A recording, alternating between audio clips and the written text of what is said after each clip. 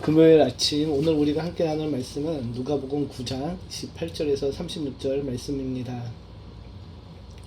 오늘 본문의 시작은 이렇게 시작됩니다. 28절을 보면은 이 말씀을 하신 후 8일쯤 되어 예수께서 베드로와 요한과 야고보를 데리고 기도하러 산에 올라가셨다라고 시작을 합니다. 이 말씀을 하신 후로 시작하는데요. 이 말씀이 무슨 말씀인가요? 무엇을 가리키나요? 어제 살펴본 주님께서 제자들에게 가르친 주님이 가실 길과 제자들이 가야 할 길에 대한 것입니다. 예루살렘에서 고난을 받고 죽임을 당하고 부활할 것이라는 말씀과 제자들 역시 동일한 길을 걸어야 함을 말씀하신 그 이후에 8일이 지난 후 주님께서는 기도하러 올라가셨습니다.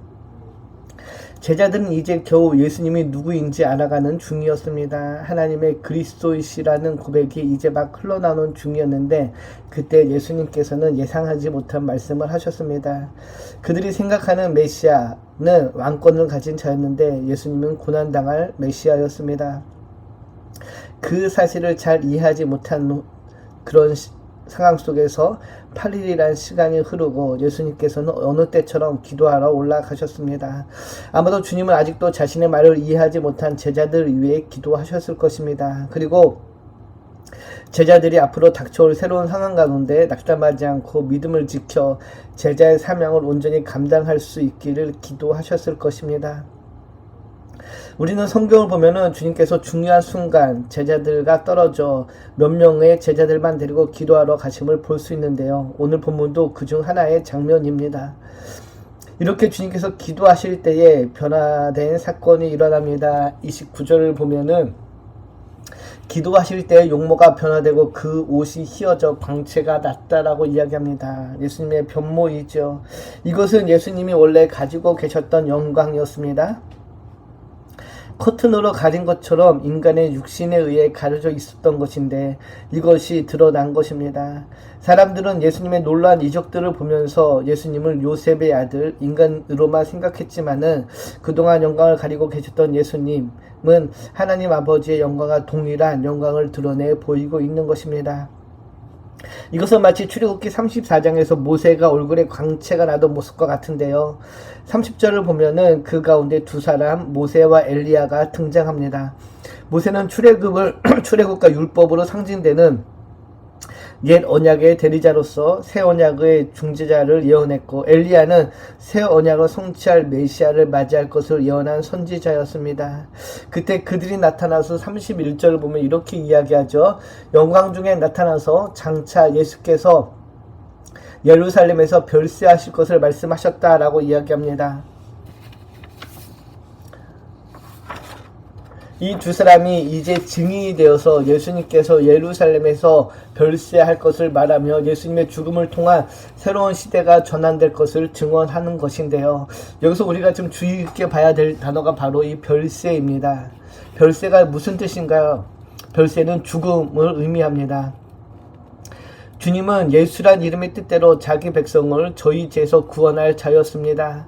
예수님은 잃어버린 자를 찾아 이 땅에 오셨고 죄 때문에 하나님으로부터 떨어져 나간 자들을 위해서 그들을 하나님께 되돌리기 위해 오셨습니다.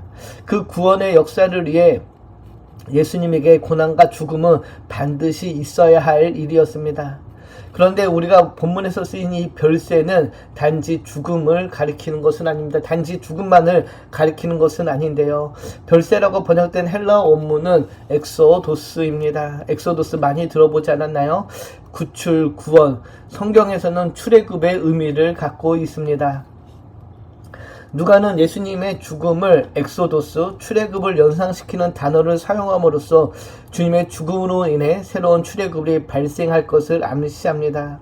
결국 십자가의 고난과 죽음 그리고 부활을 통해 새로운 출애굽이 이루어지고 하나님의 백성을 구원하시는 예수님의 사명이 새로운 출애굽에 있다라는 것을 알려주고 있는 것인데요. 31절 원문을 직역하면 이렇게 번역할 수 있습니다. 그들이 영광 중에 나타나서 그의 떠남 출애굽에 관하여 말했다. 그것을 예루살렘에서 곧 성취될 것이다. 우리가 보는 성경에서는 뿔레는 성취하다라는 단어가 빠져서 번역되었는데 원문은 주님의 죽음이 예루살렘에 성취될 것이다 라고 기록되어 있습니다. 이것은 결국 예루살렘에서 주님이 죽으시고 부활하실 것을 암시하는 것인데요. 결국 예수님의 죽음과 예수님의 고난, 그리고 그것을 통하여서 하나님의 구원의 계획이 이루어질 것을 예고하고 있는 것이며 그것이 예루살렘에서 성취될 것을 이야기하고 있습니다. 변화세에서의 그 영광은 십자가의 고난 끝에 있을 부활과 승리의 영광을 미리 보여주는 것이며 하나의 백성에게 소망과 확신을 심어주는 상징이라 할 수 있습니다. 이런 가운데 33절을 보면은 이렇게 이야기합니다. 두 사람이 떠날 때에 베드로가 예수께 여짜오되 주여 여기가 있는 것이 좋사오니 우리가 초막셋을 짓되 하나는 주를 위하여 하나는 모세를 위하여 하나는 엘리야를 위하여 하사이다 하되 자기가 하는 말을 자기도 알지 못하더라 라고 이야기합니다. 베드로가 갑자기 그 모습들을 보다가 이렇게 이야기하죠. 여기 있는 것이 좋사오니 비몽사몽간에 본 것이 아니라 온전히 깨어난 상태에서 주의 영광 가운데 나타난 두 사람을 보았습니다. 그리고 베드로는 여기 있는 것이 좋다라고 고백을 하며 여기에 초막을 짓겠다라고 이야기합니다. 이스라엘 백성들은 애굽에서 건져냄을 당하고 광야에서 살 때 초막을 짓고 살았습니다. 그 수십 년의 광야 생활 동안 하나님이 자신을 보호하고 지켜주시고 필요한 모든 것을 공급해 주심을 기념하고 앞으로 도래할 메시아 왕국을 기임하는 것이 바로 이 초막이고 초막자루였습니다. 베드로가 보기에 메시아 왕국이 지금 도래해도 좋을 것 같이 보였습니다.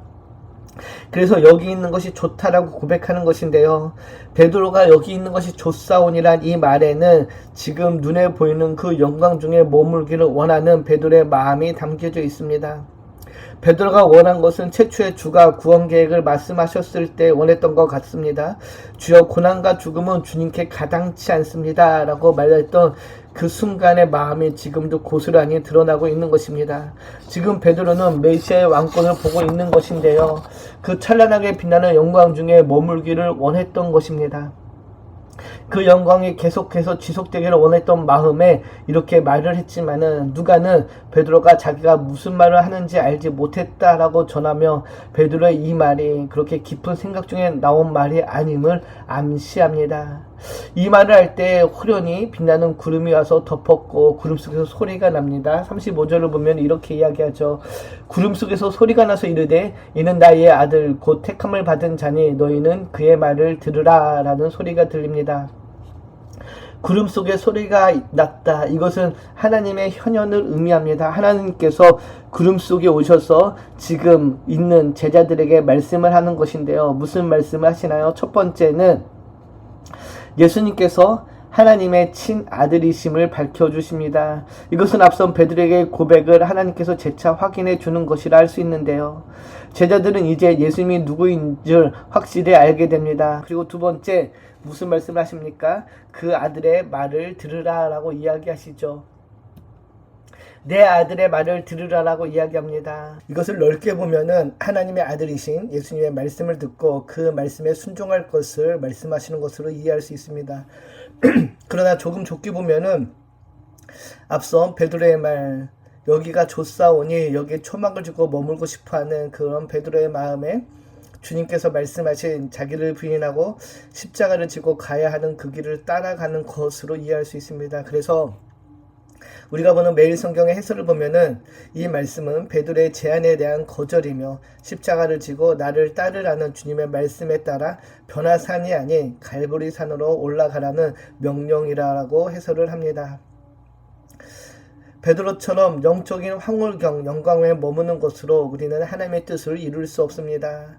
주님께서는 우리에게 영광을 보여주시고 그 영광을 이루기 위한 고난의 길을 걸어가셨습니다. 우리도 이제 영광의 자리를 떠나 고난의 자리 십자가의 길을 걸어가야 합니다. 이것을 위해 부름받은 자임을 우리는 항상 기억해야 되는 것이죠. 바라기는 오늘도 주어진 삶의 자리에서 우리에게 맡겨진 사명을 기억하고 온전히 순종함으로 이 길을 걸어가는 모두가 되기를 주님의 이름으로 축복합니다. 기도합니다. 사랑의 하나님, 참 어려운 시기에 우리에게 말씀을 주시고 말씀을 나누며 기도하게 하심을 감사합니다. 우리에게 주어진 그 십자가를 더 굳게 붙잡고 주님이 가신 길을 따라가는 주의 자녀가 되기를 소망합니다. 산 위의 영광만 바라보는 것이 아니라 산 아래의 처절한 상황 속에서 흔들림 없이 우리의 믿음을 고백하며 나아가는 주의 제자로 살아가게 하여 주시옵소서. 주님이 보여주신 그 길, 고난의 길, 십자가의 길을 우리도 순종함으로 따라가기를 소망합니다. 우리 역시 보냄받은 자임을 기억하고 내가 있어야 할 그곳에서 주님의 말씀에 순종함으로 우리에게 맡겨진 사명을 온전히 감당할 수 있도록 주님 우리를 붙잡아 주시옵소서. 감사드리며 우리를 권하신 예수님의 이름으로 기도드립니다. 아멘.